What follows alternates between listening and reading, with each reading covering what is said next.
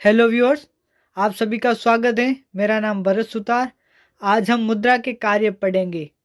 मुद्रा के कार्यों को विस्तृत रूप में समझने के लिए हमें ये जानना होगा कि मुद्रा की प्रणाली से पहले कौन सी प्रणाली थी और उस प्रणाली में क्या कमियां थी जिसकी वजह से मुद्रा की आवश्यकता पड़ी।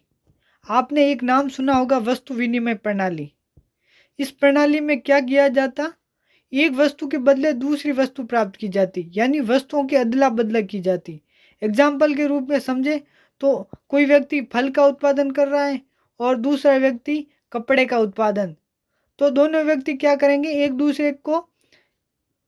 दूसरे की वस्तु बेचकर और अपनी आवश्यकता की पूर्ति कर लेंगे। लेकिन इसकी इसकी सीमाएं थी क्या, कि अब जो दोनों व्यक्ति व्यापार कर रहे हैं तो दोनों के सामान की आवश्यकता होनी चाहिए, यानी दोहरा सहयोग बनना चाहिए। और फिर लेन देन वालों को ढूंढना, और इस लेन देन वाले के ढूंढने के चक्कर में नाशवान वस्तुओं का मूल्य हाँ जो हो जाता, जैसे फल कुछ समय बाद खराब हो जाते। अब मुद्रा के कार्यों को अपन 3 भागों में बांट के देखते हैं: प्राथमिक कार्य, सहायक कार्य और प्रासंगिक कार्य।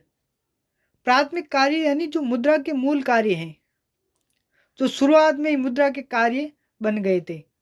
फिर धीरे धीरे कुछ और सहायक कार्य बने। और प्रासंगिक कार्य वे होते हैं जो डायरेक्ट मुद्रा के कार्य नहीं होते पर मुद्रा के कारण संभव हो पा रहे हैं।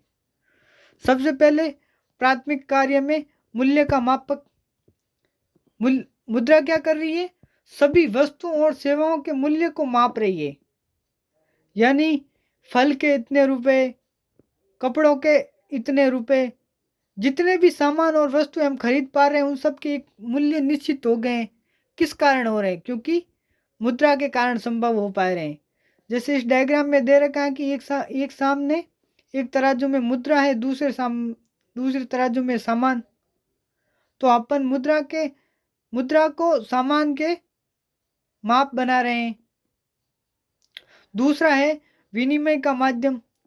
पैसे का उपयोग वस्तुओं और सेवाओं की खरीद बिक्री में किया जाता है, जिससे विनिमय प्रक्रिया सरल और सुलभ हो जाती है। अगर मुद्रा नहीं होती तो हम कोई भी सामान इतने आसानी से खरीद व बेच नहीं पाते। ये कार्य हुआ है मुद्रा की वजह से। अब उसके बाद आते हैं सहायक कार्यों पे। सहायक कार्य क्या है, मूल्य का संचय। इसमें पैसा संचय के रूप में कार्य करते हैं। आप लोग बैंकों में पैसा इकट्ठा करके रखते हो और वापस भविष्य में जब संकट पड़ रहा है तब काम में ले लेते हो। ये संभव किस वजह से हुआ है, मुद्रा के कारण। उसके बाद मूल्य का स्थानांतरण। पैसा एक जगह से दूसरी जगह भेजा जा सकता है, जैसे कि कश्मीर में स्थित एक सैनिक द्वारा कन्याकुमारी में अपने माता पिता को पैसे भेजना। आप पढ़ रहे हो तो माँ बाप अपने कहीं भी काम कर रहे हो या घर से पैसे आपके लिए जहां आप पढ़ रहे हो वहां भेज सकते हैं। तीसरा कार्य स्थगित भुगतान का मानक। पैसे का उपयोग भविष्य के लिए किया जा सकता है, जैसे कि किस्तों के माध्यम से आईफोन खरीदना, या कोई लोग पैसे के घर बनाने के लिए लोन ले लेते हैं और धीरे धीरे चुकता करते रहते हैं। अब दूसरे कार्य पे आते हैं, आकस्मिक कार्य।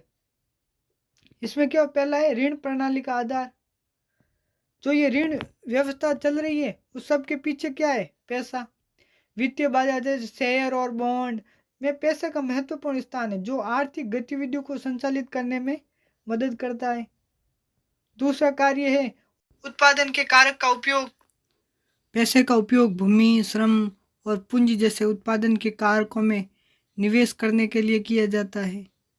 तीसरा है राष्ट्रीय आय का पुनर्वितरण। टैक्सेशन के माध्यम से पैसे का पुनर्वितरण होता है, जिससे समाज में आय का संतुलन बना रहता है।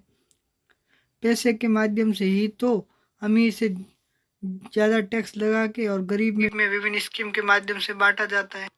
इस प्रकार मुद्रा के कार्य आज व्यापक है।